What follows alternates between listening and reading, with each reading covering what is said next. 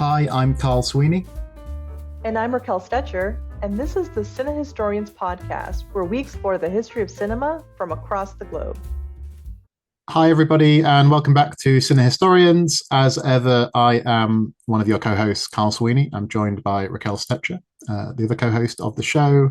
We are here for episode 5 of season 2, and today, Raquel, quite excitingly, in my opinion, we're talking about the 2000 film In the Mood for Love. I think this is, I think it's a great film. I'm really looking forward to talking about it with you.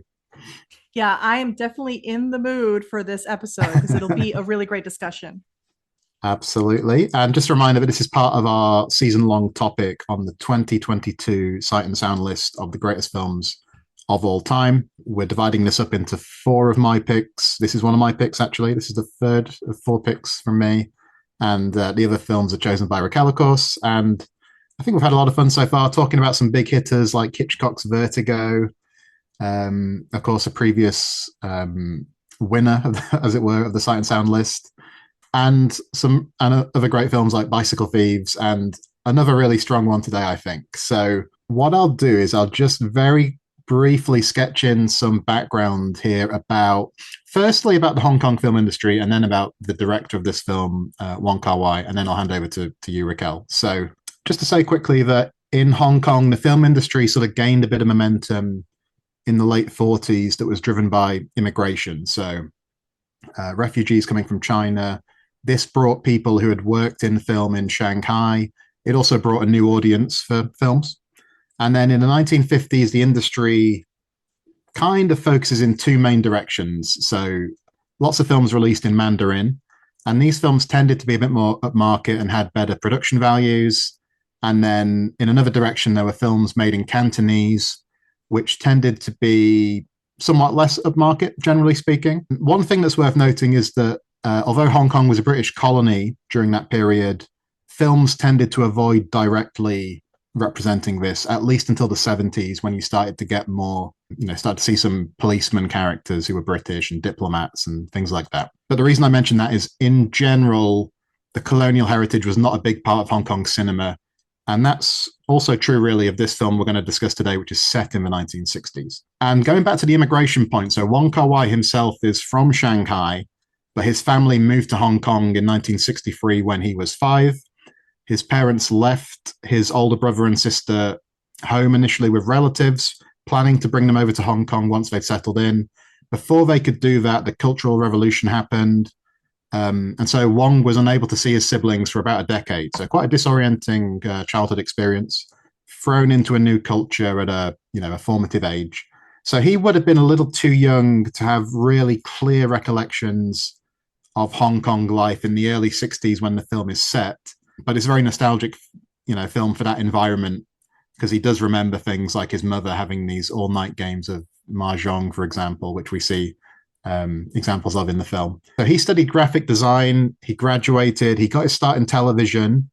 He found work as a scriptwriter, which is perhaps ironic when you start to read about what his creative process was like later on, because he develops into a very kind of spontaneous filmmaker, where it's not really about a script, it's about letting the film reveal itself during the process of being made. We'll talk more about that later, I'm sure, in relation to this film in particular. But I'll just say, a number of his films have had these like quite protracted productions, and then they end up being constructed to a great extent in the editing room, because they've evolved so much during the making. Several of his films have had quite strained productions, budget issues, scheduling issues, long shoots that have led to morale issues among the crew. And In the Mood for Love, when you read about it, it's been described as a 1 minute to midnight rush to get the film finished in time to be premiered at the Cannes Film Festival. And Wong Kar-wai said that at the time, he said that filming In the Mood for Love had been the most difficult experience of his career. It went through a lot of issues, problems with censors, members of the crew leaving, quite challenging to tell a story about 2 people in this way as well. So he said it was a physically and financially exhausting process. But at that point, Raquel, why don't I throw it over to you to introduce us to the story of the film? Yes, so In the Mood for Love is set in a Shanghainese enclave in Hong Kong in the 1960s, obviously very nostalgic period for Wong Kar-wai. The story follows Sue, played by Maggie Cheung, and Chow, played by Tony Leung, who are neighbors in a boarding house. Sue is a secretary at a shipping firm. She's a dutiful employee and wife. She's always well dressed, put together, polite, and responsible. And Chow is basically her male counterpart. He's a journalist who dreams of becoming an author of a martial arts serial. He's also well dressed, put together, polite, and responsible. We soon find out that their respective spouses are cheating on them with each other. And we never see the spouses' faces. We only see the back of them or we hear their voices. And as the mystery unfolds about the affair, Sue and Chow start to form a bond. They go on dates with each other where they role play how their spouses would meet up and confrontations they might have about the affair. And Sue and Chow have chemistry with each other right from the start, and the romantic and sexual tension between them builds as the story progresses. And their lives begin to intertwine, and they spend a lot of time with each other, especially when their spouses are away, which is a lot. But they're all always careful to conceal their relationship from their nosy neighbors and landlady. That's always tension in the background. Morality and a sense of duty is part of their relationship. And when the opportunity arises for Sue to run away with Chow, she actually decides to stay behind. And the story follows Chow to Singapore, then back to Hong Kong when it's been a few years. And we learn that Sue now has moved on and she has a child. And the film ends during the Vietnam War, where Chow is in Cambodia, and inspired by an old Chinese tale, he whispers a secret into a carving in a pillar and seals it. We don't know what the secret is, but we can always surmise. We can surmise, we can speculate, and I think this is the kind of film that encourages you to speculate about. It's a very enigmatic film in terms of what's shown, what isn't shown. Just a bit more background then on the genesis of this film. So a few years earlier, Wong Kar-wai had made Chungking Express, which was a big success. He'd made Fallen Angels, which did fairly well. And then he has a plan to save a bit of money by making two films back to back. And as I was saying, he's somebody whose projects kind of evolve, and this plan evolved too. So one of these films would become the film Happy Together, and the second film was designed to be a somewhat light-hearted movie that Tony Leung and Maggie Cheung were set to star in. And provisionally, it was titled Summer in Beijing. And Wong kind of drafted some ideas for the story. He went to the Communist government's film bureau in Beijing to discuss it. And they said that, look, we don't produce films without a script that we can pre-approve. And he said, well, I don't work like that. I don't really work from a script. So the project was abandoned at that point. He returns to this Summer in Beijing idea later. And there was some notion that it would be like an episodic film with three main stories: a story about a chef, a story about a writer, a story about a delicatessen owner. And then as time went on, the focus shifted as Wong realized that the story about the writer was the one that really was interesting him the most. As Raquel said, the male character in this film is trying to write this martial arts serial. And Wong felt he'd read a 1972 story called Intersection by a writer called Liu Chang. And he felt kind of a kinship between that story and what he wanted to do with this movie. And the story is different in a lot of the specifics, but it had some similarities, like a nostalgic sense of old Hong Kong. And actually, the debt is repaid in the film because we see several quotes from that writer used as intertitles, once at the very beginning and then two more near the very end of the movie. And they're sort of like very evocative quotes that don't directly comment on the action, but they kind of suggestive of what's going on in the film. So by 1999, that two-hander idea of making two films in succession had kind of evolved. The idea now was to make In the Mood for Love very quickly and then move on to the film 2046, which comes later. The first version of In the Mood for Love, it was indeed shot relatively quickly in Hong Kong.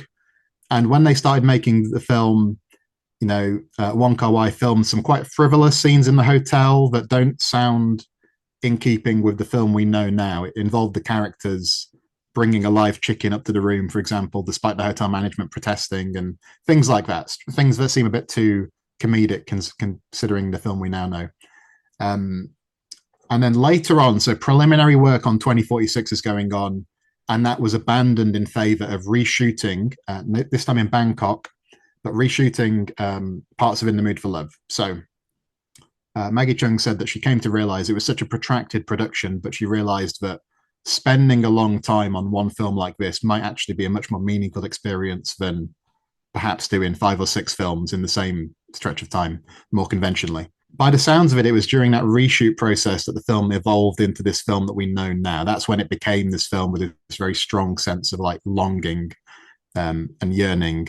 And Wong Kar-wai said, what kept me working on this film for such a long time was that I became addicted to it, specifically to the mood it conjured up. And I think viewers of the film will kind of understand that because it does have a very strong sense of mood, which we'll come on to talk about, I'm sure. But yeah, Raquel, we're obviously talking about this film because it has a history on the Sight and Sound list. Do you want to let us know what that history is? Yes. So In the Mood for Love is currently on the number 5 spot on the 2022 Sight and Sound list of greatest films of all time.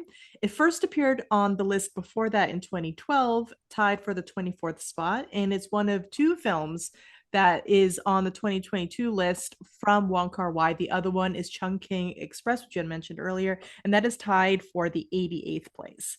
Now, In the Mood for Love was Hong Kong's submission for the Best Foreign Language Film Oscar, now Best International Feature Film, but wasn't chosen. That year, the film Crouching Tiger, Hidden Dragon, directed by Ang Lee, won that award.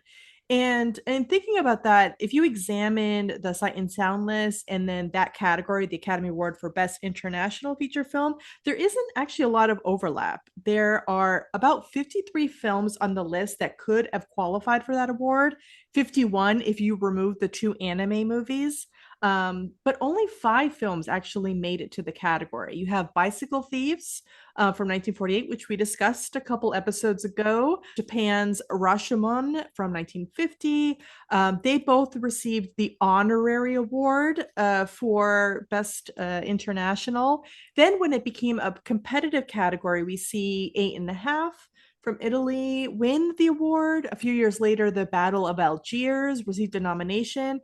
And then you don't see anything until recently when the 2020 Oscars, where the South Korean film Parasite famously won that award and also Best Picture. Now, there are some other films on the list, like La Dolce Vita, which was nominated for other Oscars. Like that one had a slew of Oscar nominations: Best Director, Best Original Screenplay, Best Art Direction, Black and White, and then it won Best Costume Design, Black and White. But otherwise, there isn't really much of an overlap. And this shows us like 2 things. Sometimes it takes years, sometimes even decades for a film to be truly appreciated. And second, that the Oscars are very much guided by like the political, social climate of the time, the artistic tastes of that year, and are not necessarily indicative of a film's longevity. So it's just really interesting how, In the Mood for Love could have been considered but wasn't, but now is considered in the top 5 greatest films of all time. Yeah, and I think that's really interesting, and also that the influence of the film is apparent in lots of places. I think you can see the influence on Sofia Coppola's filmmaking, for example. I think the Oscar Best Picture winner from a couple of years ago, Everything Everywhere All at Once, has kind of a In the Mood for Love kind of like comic riff on that film at one point in this kind of multiverse narrative where there's all these different kind of pocket universes. Yeah, and it definitely informed Mad Men. There's a lot Mad of Men, stylistic and like the slow motion, the fashion, the framing that you can definitely see in that TV series. Yeah, and one of the reasons I was tempted to pick this film for this little season that we're doing is I wanted to pick a relatively recent film. As much as it's very fun to sort of go back to older movies like Bicycle Thieves, I think it's always fascinating too to see which newer films make these more recent lists. And the fact that In the Mood for Love got in 2012, and you never quite know if a film is going to stick around or fade from view the next time around. But as you were saying, it's shot right up to very near the top of the list. Yeah. So now I think we can be very sure that it's not only, it's a great film, it's a keeper, basically. It's an influential film. It's a film that isn't just a flash in the pan. It deserves to be on these lists for sure. I think so. Anyway, well, what do you make of the film, Raquel, in general terms? Then, like how do you take this film? I just love the emotional intensity in this film with the characters is pretty much unlike a lot of other films. I mean, this is a love story about two mature adults. It's not a first love, it's not a torrid affair. It's this love story that's very guided by the sense of like societal pressure, responsibility, morality. And in that way, it just stands out. There's this sense of restraint that you don't see in other romantic dramas, but there's also this intensity that's bubbling up. Everything's so subtle between like a touch of the hand or an embrace, a look. There's so many like very romantic, adorative like looks to each other, a smile, maybe a little twist in the conversation. I think the strength in the film is the fact that it's about sexual desire, but not about repression. It's a film about passion, and it conveys that love sickness, that those early parts of like a relationship, but it's not it. There's no fulfillment. There's no like consummation of that, and there is no like actual adultery. The furthest they go is an emotional affair, which I think stands out too. It's just so different. Can you imagine like an old Hollywood studio like Warner Brothers or MGM saying like, yeah, they don't have to get together at the end, you know, they can this is okay. No, it just goes against a lot of conventions. And one thing too is I think this film is a great introduction to Wong Kar-wai's body of work, because it has like all of his style methods and his tropes and his themes that you see throughout. And when you watch his other films, these become very apparent after you watch In the Mood for Love. It's just a great entry point. Like, for example, there's the yearning and the love sickness. There's the mismatched desire where the man desires the woman and the woman is a little more ambivalent. The slow motion shots, the dialogue is very limited. It's more about expression, facial expressions of the characters and what they do versus what necessarily what they say. The focus is on the characters, not so much the plot. There's that improvisational style, like you had said. There's like a lot of stuff that's filmed that just doesn't make it in. So there's like this potential for other formats, but you know that this is very much a story that's revealed to us from the characters. And because of there's that sparsity too, there's room for the audience. It feels like we have the space to be in this world, and that heightens the intimacy too. It's just another thing too that I find interesting about Wong Kar-wai films is the music element. There's the recurring theme. This movie and a lot of his other movies have like this cross-cultural music element. In this film, you have 3 songs performed by Nat King Cole, an American singer, singing in Spanish. And it's very clear that it's not a native Spanish speaker. And it's a film in Cantonese. So you have like this sort of cross culture. And you see this in other films, like in Chung King Express, like you have a Cantonese version of Dreams by the Cranberries. So I just think it adds like a really interesting element. You're saying there about how it's unlike a lot of other films, and that I think is very interesting about it. So a large part of that unconventional nature is the key decision to keep the adulterous couple mostly off screen, right? So you can imagine a version of this film that is about the spouses, and it's about that relationship between them. And Wong Kar-wai said from the very beginning, I knew I didn't want to make a film about an affair. That would be too boring, too predictable, and it would have only only 2 possible endings. Either they go away together or they give each other up and go back to their own lives. And he said what was more interesting was about the way people behave and relate to each other in the circumstances shown in the story, you know, about sharing secrets and so on. So what happens is you sort of get this burgeoning relationship between Maggie Cheung's character and Tony Leung's character. And then you also sort of see a version of the adulterous affair enacted through them, which I think is fascinating, you know, because they have this thing, which I'll talk more about later, but where they're sort of embodying what they think their spouses might have been doing and saying. So Wong Kar-wai has said, there was a writer called Julio Cortázar who he kind of related this sort of technique to. But the film's very interesting, isn't it, in terms of what it keeps out of sight. So like you've already alluded to, I think, you know, we don't really see the husband and the wife. except we kind of get glimpses, don't we? We might see them from behind, we might overhear a voice or something. So there's a lot sort of being deliberately kept from us here, which is fascinating. So the editor of the film, Walter Cheung, said it leaves a lot of room, like you said, for the viewer to imagine things. Maybe it's about having a conversation scene where you don't cut to the opposite side in the way you might sort of expect to conventionally. And the editor was talking about this is a way to create a lot of tension between what we see and what we don't see. And I don't know, it just feels very bracingly like unusual, doesn't it? Like it feels kind of weird in a really strong way, you know?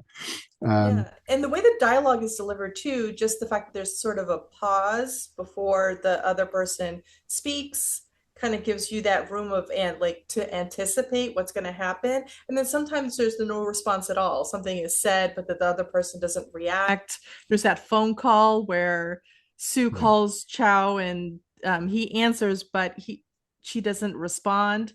And we know she's on the other end, and we suspect that he knows that she's on the other end too. There's so much subtlety too. I think my only small gripe with the film is how rushed the ending felt. I don't know what you felt about this, but the fact that the longest period of time in the story happens in the shortest part of the film at the end. I mean, we go from like Hong Kong to Singapore, back to Hong Kong, then to Cambodia, and it just feels very different. But I don't know. Somehow it also kind of makes sense too in a weird way. It's a very slow, lingering film, and it just kind of feels that that's sort of like an epilogue, maybe like a different part of the film. Yeah, it feels very jarring, I think, because you get the cut to the like stock footage of Charles de Gaulle arriving off the plane, and it's like that feels not really in keeping with everything that's gone before. And it's like the whole film leading up to the ending, to me, it sort of feels halfway between a dream and a memory. Like sometimes, and it's sort of like it's kind of dancing around between those 2 points. Like sometimes it feels more dreamlike, at other times it's more evocative of what memory is like. But that sequence at the end in Cambodia, it feels like you're kind of plucked out of that because it starts with that stock footage, like I said. And I think Wong has actually said something to that effect, that it's like waking up from a dream, like it's almost like the wider world is intruding at that point. So I think it is weird and jarring. I think on some level that's the intention, but it's kind of strange. But like I said, like the whole film up to that has this kind of fluid, at times dreamlike style, and I think a lot of that's about the use of slow motion. Which I think if people have seen this film and remember it, people will be thinking of some of those slow motion shots and sort of the recurring, quite haunting music that plays at various points throughout the film. What the editor said, well, it's a very languid film, and the editor said, like, in the summertime in Hong Kong, it's very humid, it's very hot, and somehow to him, the sort of slow motion conjured up feelings of that for him. How did you take the slow motion? Like, what did you think was going on with those shots? And this is another thing that's in Wong Kar-wai's all of his body of work. There's always slow motion. There's actually less slow motion in this film than there are in other films. Some films it's quite pronounced, but I think that adds to like that dream element, like you were saying. It's just also that it adds to the lovesickness element too, where you're interested in somebody and all these emotions are popping up, and it's like you feel every second that you're with them. And because of that languidness and that slowness, we feel that intimacy and that tension growing even more so.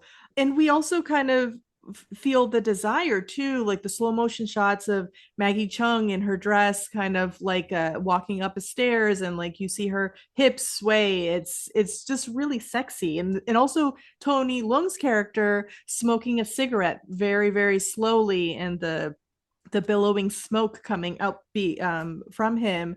There's something so sexy about that you can't achieve rushing it.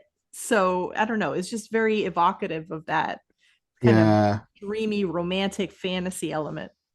Yeah, I think so. And it fits the sort of sense that they're a bit hesitant about moving too quickly as well. So I think it fits with the characters.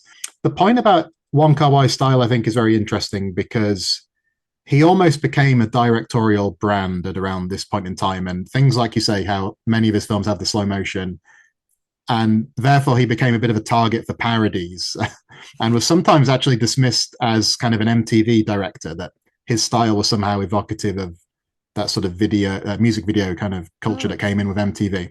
But I think it's an interesting point because he does have a sensibility that seems to blend different influences. And if you think about it in terms of quote unquote, high art and low art or whatever, it's sort of like he's kind of mixing lots of different things in together. So there's a glamour, and you're saying just how the film is so sexy and the main characters are so sexy and so on. There's a glamour to this film that's been compared to sort of classic Hollywood filmmaking. So just the other day, I was reading Sight and Sound's 25th anniversary coverage of the film, and there's an essay by Jessica Cheung, and she sort of compares this film to the melodramas of Douglas Sirk, for example. And Wong Kar-wai has said he really likes movie stars, and of course, you've got great use of the two stars here. Yes. And alongside that, so you've got this kind of almost classical feel, but like we've already said, there's a kind of willingness as well to break the rules visually. It makes this a very different nostalgic melodrama to, for example, the films that Todd Haynes made, which were calling back to things like Sirk, films like Far From Heaven or Carol, So to me, it seems like he came along at the right moment in time, Wong Kar-wai, because that moment in the 90s and the early 2000s, it was a time when if you could be commercially successful but also be a bit rebellious, that was quite potent. It was seen as being quite cool and quite hip. And in the American context, I point to someone like Quentin Tarantino as someone who also is like fond of throwing lots of different approaches into a blender and then sort of coming out the other end with something quite distinctive and personal. And I don't know, I kind of think of Wong Kar-wai a bit like that, if that makes sense. But do you see what I mean? It kind of blends all sorts of different things together, but the result is identifiably his style, I think, Yeah, I think that's part of that organic nature of his process, just having this concept of an idea and letting the inspiration kind of take over, letting the characters speak. But then you still have this sort of auteur who's got this specific style. So there's like a method to the madness, but there's also some madness too so it's really interesting how he can take sort of this chaos of having all these ideas and all these scenes and sort of find the story in it. And just going back to what you said about like high low, you can kind of see that in My Blueberry Nights. Like there's a lot of slow motion in that movie, and the story very much is low in terms of like what it is, but then the slow motion part of it kind of elevates it to high, because this could have been sort of like a standard romantic drama, sort of mixed drama about these three women, but then it kind of elevates it with his style, and it just feels, even though it's very different from his other movies since it's an American movie, it's still very much stamped Wong Kar-wai too. Just one thing I wanted to throw into the mix as well, because we already talked about how the film evolved quite dramatically, and maybe there's a version of this film that started off at least being more comedic and then that kind of fell by the wayside. Another thing that changed quite substantially from early on is that the main, Mr. Chow, Tony Leung's character, the sort of conception of him changed quite a bit. And we can link this to one of our previous episodes. So Wong Kar-wai said, the original idea was to have Tony's character be less soulful and more revengeful. Devastated by his wife's betrayal, he began as a wounded man consumed not by heartbreak, but by spite. He didn't seek revenge on the spouses. He wanted to dismantle Maggie's character to prove she was no different from his own wife. There's a cruelty to it, like Jimmy Stewart's obsession in Vertigo. And he said, we softened that edge eventually, but the shadow remained. I'm not sure how much of the shadow remained, because I was like quite interested to discover that. But again, it kind of highlights how this film evolved quite bracingly, quite differently from what was originally planned. Yeah. I mean, the cultural specificity of this, I was wondering about. And like you said, limited dialogue, everything's expressed through body language, through gestures, through the way these characters move and so on. Do you think that's why it has such a wide appeal beyond Hong Kong, that international audiences have embraced this movie, because you don't need to be immersed in that culture necessarily to the grasp onto this? Because I think there may be some specific things that have passed me by, like Maggie Cheung's character and the landlady are speaking different languages to one another. So Mrs. Suen is speaking Shanghainese and Mrs. Chan is responding in Cantonese. And I didn't know that until I read it, for example. So there are things that, a local viewer immersed in that culture will pick up on. But generally speaking, it's very accessible more widely. Do you think that's fair? Yeah, I think it's part of that idea of something being very specific, so specific that it's universal. Just because this is very specific to a sort of romanticized period, that Wong Kar-wai feels very nostalgic for. And like you said, there's like these elements that somebody who grew up in Hong Kong, who speaks Cantonese and Shanghainese, and they'll know those differences, like they'll get something out of it. But then the story of adultery, betrayal, but also love, unrequited love, passion, desire, that's so universal. So I feel like that those specific elements do a nice framework to present a story that is just appealing to so many people. And it's so refreshing too. Like, we're so used to romantic dramas having an ending where like if they had a full-on affair, like how would it end? Would they get into trouble? Would they run off with each other? And this is so different too, and refreshing. And so there is that universality about it.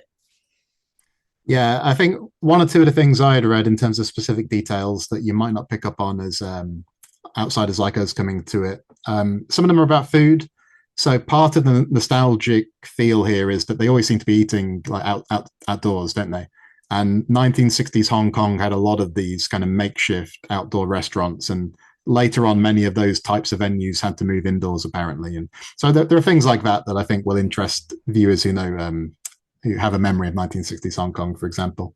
All right, so we'll take a quick break then, listeners, and then we'll be back to dive into the key moments. All right, welcome back, everybody, to this episode of CineHistorians. We're still here. We're still talking about In the Mood for Love. And as I said at the outset, this is episode 5 of our second season about the Sight and Sound list of the greatest films of all time. Okay, so key moments from In the Mood for Love. As ever, we've picked a couple of areas each to discuss.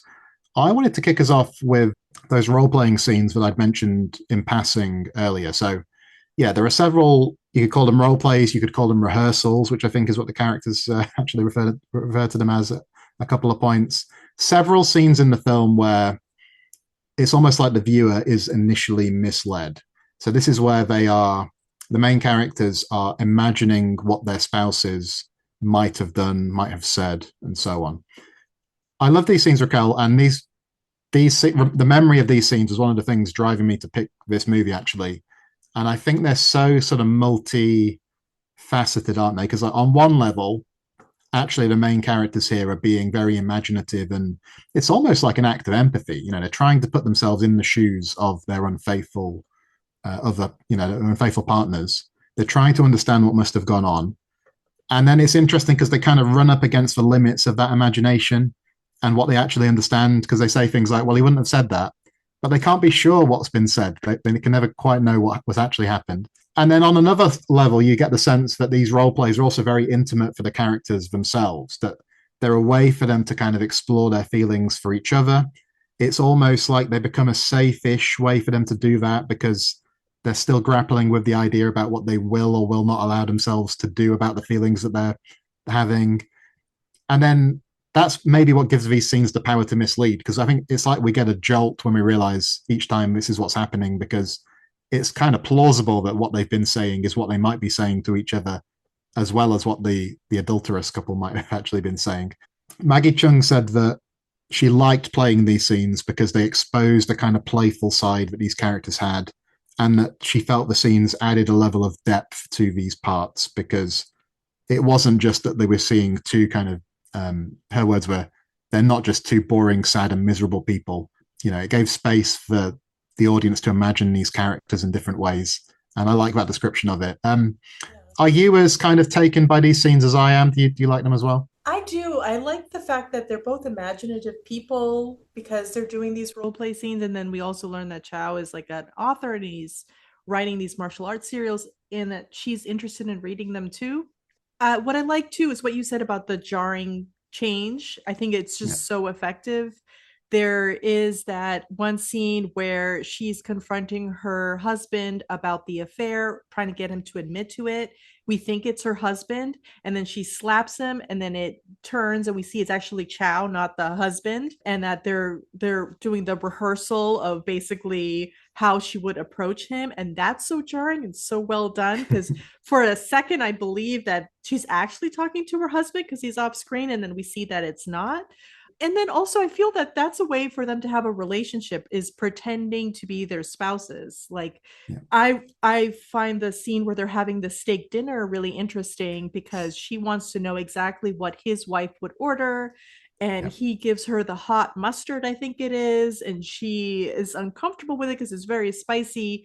But she wants to experience what his wife would have experienced. And I think that's part of their courtship. It's part of how they play a relationship without actually having the relationship, and sort of their cheating spouses sort of give them that opportunity to. It's an amazing part of the film, and I would have chosen those scenes too for key moments, because I think they're probably the most interesting part of the movie. Okay, but I came in and stole the Yes. choice. Sorry. But you got some interesting choices too. So what have you got for your first choice?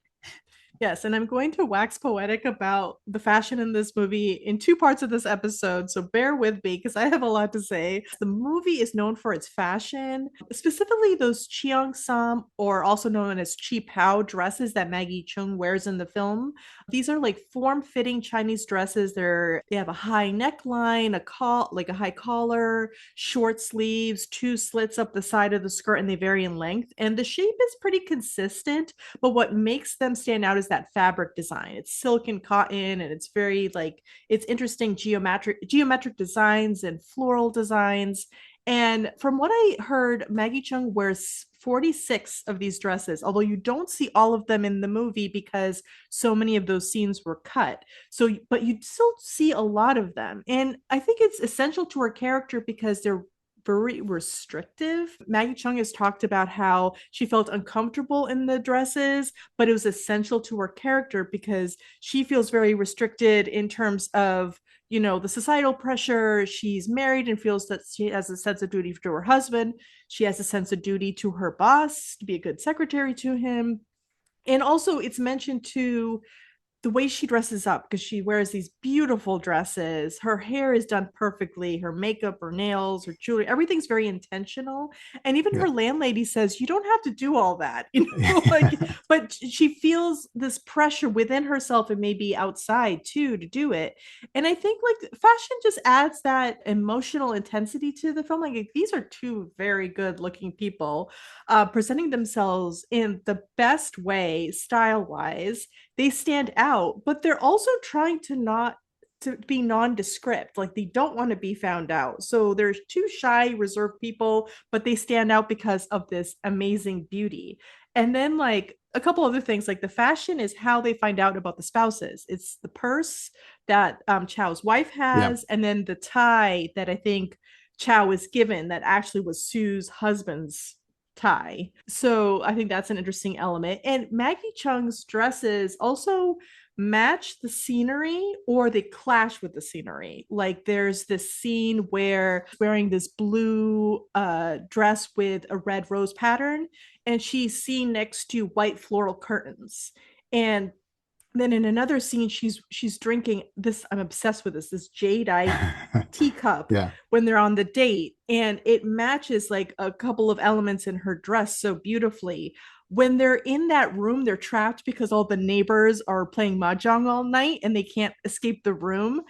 Her dress is like matching the wallpaper. It's like tan with brown swirls, and so is the wall. It's just things. It's interesting. There's that beautiful shot of that corridor where there's a bright red curtain and she's wearing a red coat over it, and it's just stylistically so amazing. This adds this element of her as an object of beauty, because we know that that's how Chow is seeing her, because he's admiring her so much in those other scenes, and that they're both, and also he's just so well dressed in his suits too, that it just becomes an interesting element. Again, like we said earlier, that this film does have a high level of glamour that can maybe be associated with styles of filmmaking like the old Hollywood system. And I think the costuming has to be a huge part of that. What I found interesting was to read an interview with Maggie Cheung where she talked a bit more about how actually it became very helpful to her to find out who this character was, because I think, like you said already, it was very restrictive clothing, but specifically it meant she would have to take much smaller strides, and it meant that she swayed, like her body swayed a bit more. So some viewers might be sad to discover that she doesn't naturally sway as much as she does in this as this character in this movie. But also that the shoes that they gave them forced her to walk a bit slower. And like we already said, the film has a very languid, deliberate pacing. So it's like she was able to kind of key into that a bit more effectively through the clothing. She said that the metal heels had a very distinctive sound when she walked on the pavement, and that all these details combined to help make her feel actually like somebody from the 1960s, not just somebody playing at being from the 1960s. It made it feel a bit more natural to her. So I think it's a very important part of the way the film is, in the meaning of the film and also the construction of the film. And it's one of those examples of how the costuming, the clothing helps an actor get into the character. Like, this is a great example of that. It's a fantastic example of that. I agree. Okay, so for my second choice, I am going to choose the sex scene in the movie that we don't see, because what I kind of slightly breaking format here, but basically Wong Kar-wai shot a sex scene between the two main characters, but then it was cut from the film before that premiere at the Cannes Film Festival. He said, I cut it at the last moment. I suddenly felt that I didn't want to see them having sex. So this is one of the scenes. It would have been one of the scenes where they go to that hotel room 2046. That's where it would have happened. If you have on the DVD version that I've got, you can cycle through some of the deleted scenes, including a couple of bedroom scenes, actually. The first one is very interesting, which is that the characters are sat on the edge of the bed undressing, but they look very kind of gloomy, very pensive. And then you realize that it's another one of those scenes where they're kind of imagining what it was like for their spouses to be undressing in front of each other for the first time. So that kind of explains why there's no joy there. It's kind of, again, you get that jolt of, I'm being misled here as a viewer. And then the line where she says, I don't want to go home tonight, which we do hear in the film as a clip of voiceover in the taxi scene in the film. But that actually comes from, there's a scene in the hotel where she's just about to leave, he thinks, but she says, I don't want to go home tonight. And then that's shortly afterwards followed by the sex scene. And again, the sex scene, which you can still watch on the DVD, somewhat discreet because the camera is kind of like outside the window of the room. But then somewhat not discreet because you can sort of hear the noises and it sounds like something quite vigorous is going on, basically. It's quite intense. So I'm glad. I think it's better that it's not in there. And like we talked about, this is a film that creates a lot of imaginative space for the viewer. And there's a lot of ambiguity, I think, in the film about have they actually slept together or not, because there's the taxi ride. They're kind of like quite physically intimate, sort of leaning against one another. We get the I don't want to go home tonight line, but we can't quite be sure, and then there's that whole thing later in Singapore where she kind of sneaks into his room, leaves lipstick on the cigarette butt and so on. It's hard to sort of come up with a definitive answer. I know Maggie Cheung has speculated about whether the child at the end of the film, has she left her husband? Is that Tony Leung's character's child? Maybe. We don't have answers to any of these things, but Wong Kar-wai said, the film is about absence. What's missing is as important as what's there. Which I think there might have been a quote you sent to me earlier as well, Raquel, but very powerful, I think, because this film is about what's being shown and what's not being shown. Yeah. Ultimately, I think the decision not to show the sex scene was the right one. What do you think? Yeah, the quote is actually, because seeing too much is seeing nothing, which I think is really interesting. Like Wong Kar-wai was very much intentional about not showing too much, not giving too much information, because the audience becomes part of that process of like appreciating the story, that they do some work. Like you can watch this and interpret it as they did consummate the relationship, we just don't see it. And that could be his child, but we don't exactly know. Or you can interpret it more like I do, where I just don't think they did anything, and that child is actually Sue's husband's, like Sue and her husband had this child. So I think that openness to interpretation, I think, is the strength of the film. And I think it would have been a very different film if it had that sex scene, which is quite an intense sex scene and very different in mood wise too from like the rest of the movie. Yeah. But I love that it exists too, we can watch it, because I watched it on the Criterion channel because they have it and they have several of those deleted scenes. There's also the deleted scene of them dancing to some music, that comedy element, since it had intentionally was supposed to be more comedic, but it's actually quite more somber and serious. So I think anyone who might be frustrated with the lack of a sex scene could go and watch that and maybe feel some sort of fulfillment from watching it. Yeah. Yeah, I mean, for the record, I think my interpretation is I think they do something after that taxi ride, but I don't think the child is his. That's kind of where I land, but I could well be wrong. Like that's the beauty of it. Like we're saying, is that it's so Yeah, it's open to open. interpretation. All of those things could be true. Like, what your interpretation is, what my Yeah, interpretation, what other people's. So, yeah. absolutely. So, go on. And what's your next choice, Raquel, for key moments?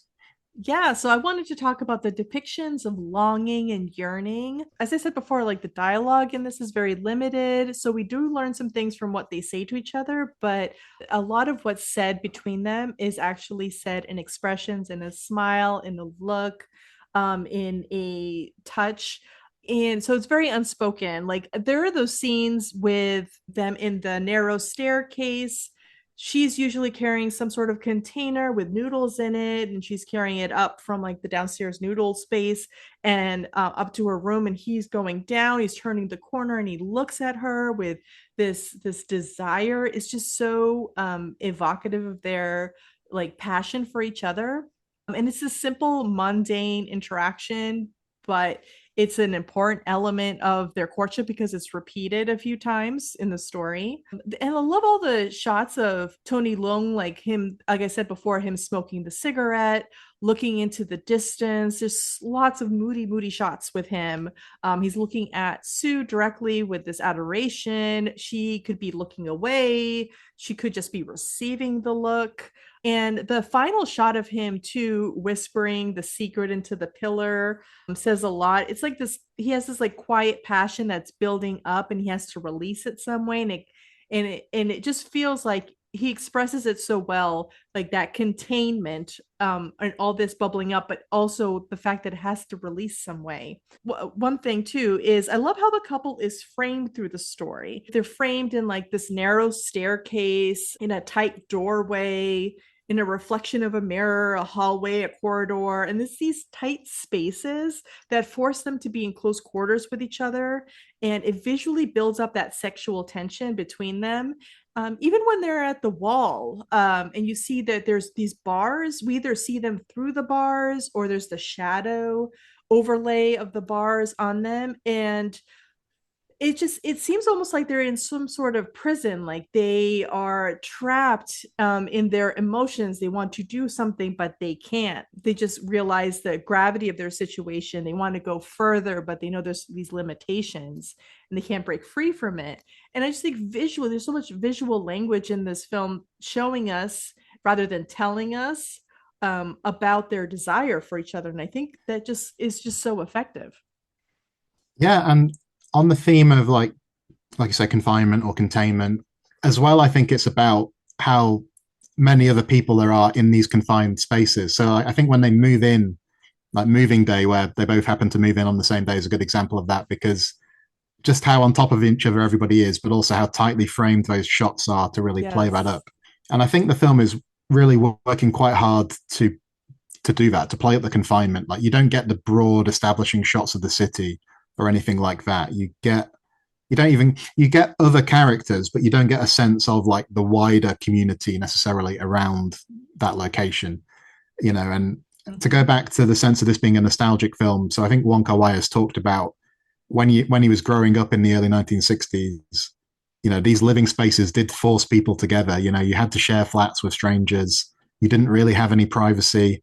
Everybody, the walls were thin, so people just kind of everyone was overhearing everybody. And in some ways that kind of builds up a nice level of connection. But in a situation like this, it becomes very claustrophobic, for these characters who don't want to be overheard. It's potentially, a bad thing if they are overheard. Yeah. It sort of makes their dilemma very acute. I think it works really well. And just going back to the moving day, I think it's interesting how that scene intertwines them, because Yeah. the people helping, I think it's just the neighbors helping move some stuff, They are putting some stuff that belongs in Sue's apartment, Sue's room, into Chow's room. It's like, no, this is not mine, that's his. And it's already from the get-go, their lives are intertwined. They're living in rooms right next to each other in a very tight space, and their stuff is already getting mixed up together. And that kind of sets us up for that journey. Yeah. Well, even before that, when they both arrive on the same day to inquire about the availability of the apartment, right? So it's like even from that point. Yeah, okay. So any other business then is where we sort of zoom out and draw in some other, things that we're interested in, sometimes film recommendations and so on. I think this is probably, Raquel, where you're going to return to the theme of fashion. Is that right? Yes. Because there's some interesting stuff going on here. So what is it you've got for us? Yes. So in 2015, the Met in New York City held an exhibition called China Through the Looking Glass. And this exhibition was to showcase like China's influence on like the global fashion scene. And there was a particular focus on the impact of Chinese films and their impact on fashion designers. So this exhibition was part of the Met's collaboration with Vogue magazine, where they have that yearly Met Gala, and then this China Through the Looking Glass was also the theme of that gala. So both the exhibition and the gala were the subject of a documentary called The First Monday in May, directed by Andrew Rossi. And the title obviously refers to when the Met Gala is held, which is every year on the first Monday in May. And the film follows, I think, about 8 months leading up to the gala, the development of the exhibit, coordinating the event, and so on. And Wong Kar-wai is actually a very important figure in this documentary because he was hired as the artistic director of the exhibit, and he attends the Met Gala. He was specifically chosen not only because of the theme, but because of the fashion in The Mood for Love. And the film is part of the exhibit and also discussed at length. Museum curator Andrew Bolton said, the film perhaps that has the greatest influence on designers is Wong Kar-wai's In the Mood for Love. No one has made the Qipao or the Cheung look quite as beautiful as he did. And there's also an interview with fashion designer Jean-Paul Gaultier, who said he loved the movie, watched it many times, and the following year, for the fall 2001 haute couture collection, he basically did a Chinese-inspired line.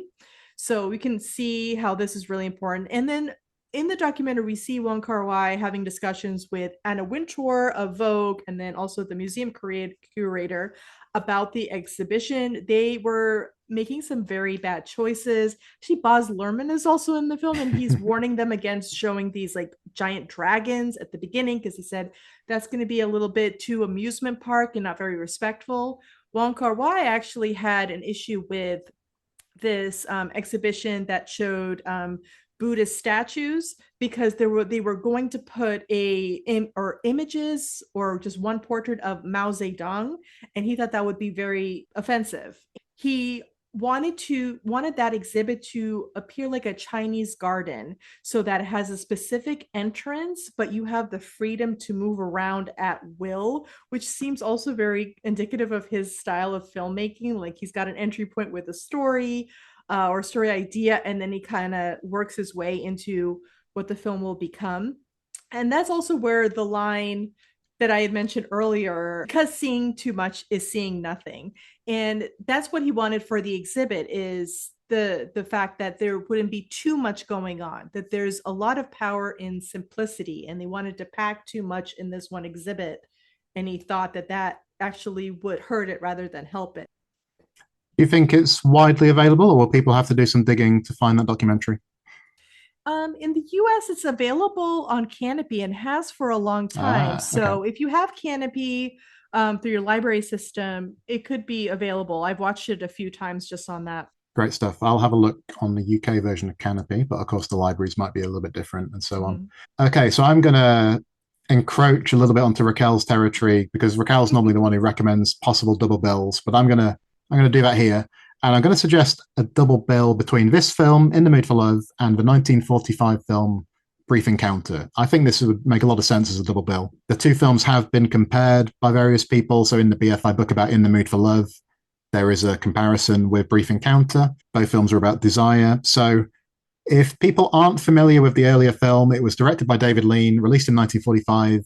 One of the most well known British films, I would say, regularly appears on lists of the best British films. It began life as a one act play written by Noel Coward called Still Life.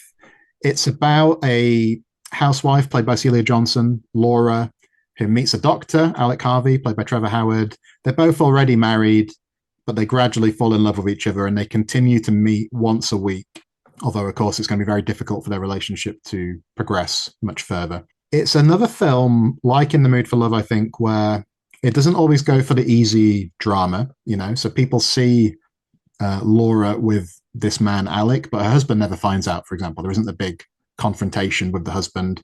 There's something very low key about it that's very effective. And the character in that film is saying things that might kind of resonate with the characters in the Mood for Love. So she says, like, we must be sensible. We mustn't behave like this. We're neither of us free to love each other. There's too much in the way.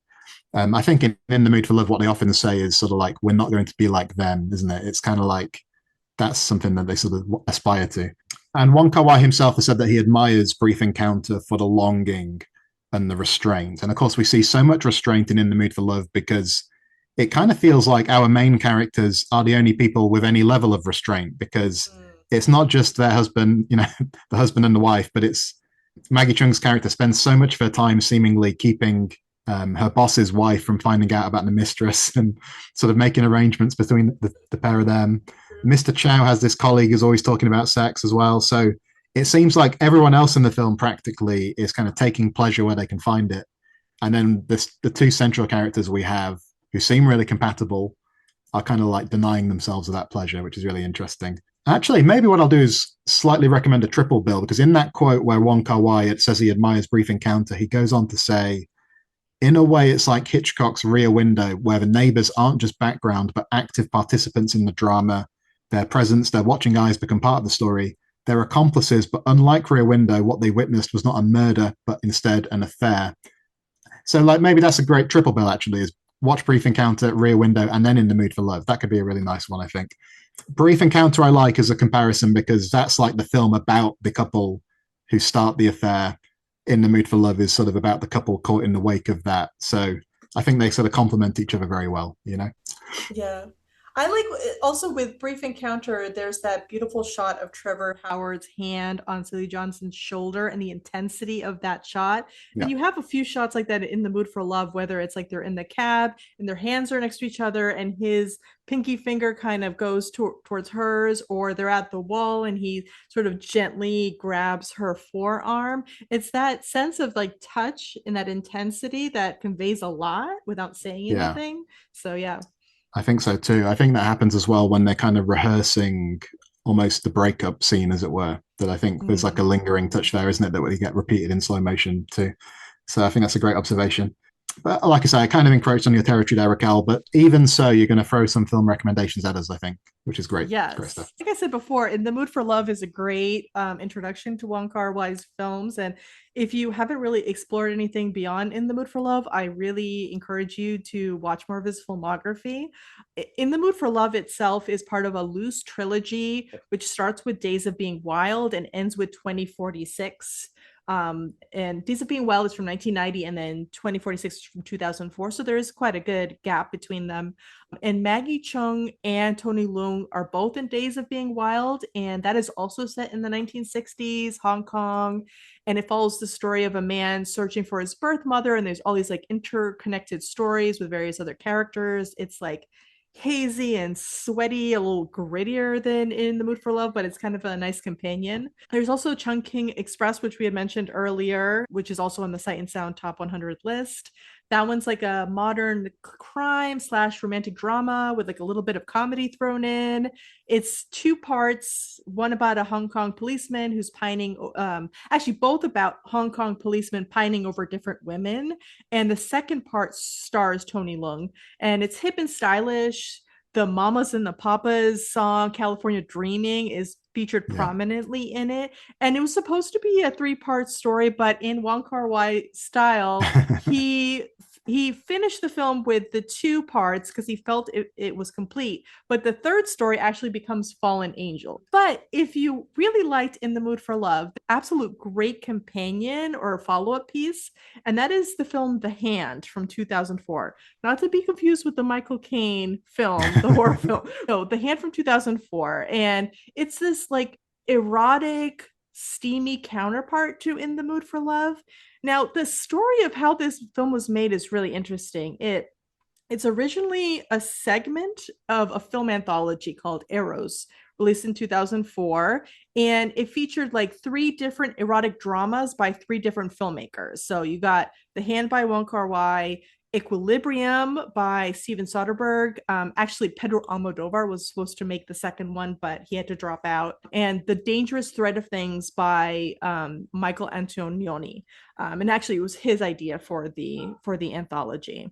So The Hand is also set in 1960s Hong Kong, and it stars Gong Li, who plays Miss Hua, a glamorous call girl who hires a young tailor Zhang, played by Chang Chen, to make dresses for her. So you have that element of fashion in there too, and the setting. Miss Hua seduces Zhang, hoping that his continual sexual desire for her will result in these beautiful clothes. And there's this very specific power dynamic between the two. She's sexually assertive. He is more submissive. And this unfulfilled, wanting more attention from her builds up this sexual tension between them. But then he begins to fall in love with her as her life spirals out of control. And then the sexual desire for her puts him in mortal danger, which isn't really a spoiler because that's how the movie starts. So what's interesting about this is that that segment in Eros is 42 minutes long, but in 2020, what happened was it was re-edited and re-released as a 56-minute film. And what I imagine happened is that there were a lot of other shots that Wong Kar-wai had filmed that couldn't make it into the segment because the segment focuses more on the story. But the longer version is really interesting because it includes a lot of the slow motion shots. There's a lot of seductive shots between the 2 leads. And the hand part becomes really, really important because the hand is almost like its own character in the story, whether it's the call girl's hands or it's the tailor's hands. So you have like a shot of a woman's hands making dumplings, and then you see the shot of a man's hands as he eats those same dumplings. There's sort of like this sexual element of that. And then there's all these scenes of the tailor lovingly working on his client's dresses. There's even a part where he is so like aroused by everything that he imagines her in the dress as he's making it. It's really, really interesting. And even how she seduces him is with a hand. I don't want to be too graphic, but it's just really intensely sexual and beautiful, kind of like the sexy cousin to In the Mood for Love.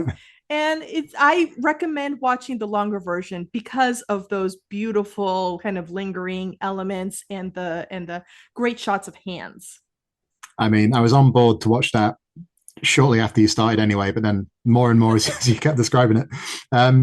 Yeah, great. I mean, it's weirdly, I've seen In the Mood for Love several times, and I've seen Chungking Express, and yet there are quite a few of Wong Kar-wai's films that I haven't seen, so I need to get to that at some point. Just by the way, if anyone's wondering, so we mentioned that he goes on to make a film called 2046. We mentioned that the hotel room in this movie is the room number is 2046.